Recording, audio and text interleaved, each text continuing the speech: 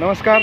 महाराष्ट्रनामा news portal channel live थेट या चॅनलमध्ये नागरिक काय म्हणतात ते आपण पाहूयात. हा बोला. हा जो आहे ना एकदम रोड साईडला खड्डा केला आणि तो 5 ते 6 फूट खोल आहे आणि एकदम रोडच्या बाजूला आहे. नवीन वाहतूक जो कमी करणार होता दिसणारच नाही. खूप खोल खड्डा येतो आणि कित्येक महिन्याचा तसाच आहे. अच्छा. त्यामुळे त्याचा कमीत कमी लवकरात लवकर चेक करायलाच पाहिजे.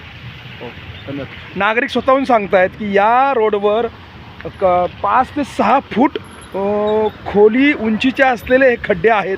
आपण पाहू शकता समाविष्ट गावांमध्ये निधी टाकण्यात आलेला आहे, पण तो निधी कुठे गेला हे माहीत नाही आहे. या ठिकाणी पालिकेच्या कामाची पोलखोल कशी होते ते आपण या रस्त्यावर पाहणार आहोत.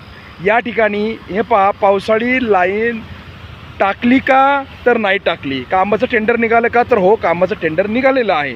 आता हे पाणी जाण्यासाठी ही जी मलनिस्सारण करणारी जी वाहिनी आहे तिचं झाकण खोलण्यात आलं आपण पाहत आहात आणि त्यातून हे रस्त्यावरचं पाणी जे आहे ते त्यामध्ये जाते. आपण थोडंसं पुढं आलो तर त्या ठिकाणी आपल्याला दिसेल की हा 6-7 फूट खोल उंचीचा खड्डा जो आहे तो पालिकेने करून ठेवला आहे आणि त्याकडे तो खड्डा बुजवण्याचं कुठली यंत्रणा यांच्याकडे नाही आहे.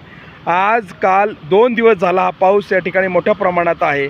या ठिकाणी रात्रीच्या वेळी अपघात होण्याची, जीव जाण्याची, जीवितहानी होण्याची, आर्थिक हानी होण्याची शक्यता मात्र येते आहे.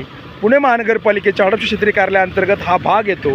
त्यातील क्षेत्रीय अधिकारी जे आहेत सहाय्यक आयुक्त ते नेमके काय करतात, बांधकाम विकास विभागाचे अधिकारी काय करतात, पथ विभागाचे अधिकारी काय करत आहेत, मलनिस्सारण विभागाचे अधिकारी काय करतात, असा सवाल या ठिकाणी नागरिक विचारत आहे. लाईव्ह थेट दृश्य हंडेवाडी हडपसर रस्ता तुळजाभवानी मंगल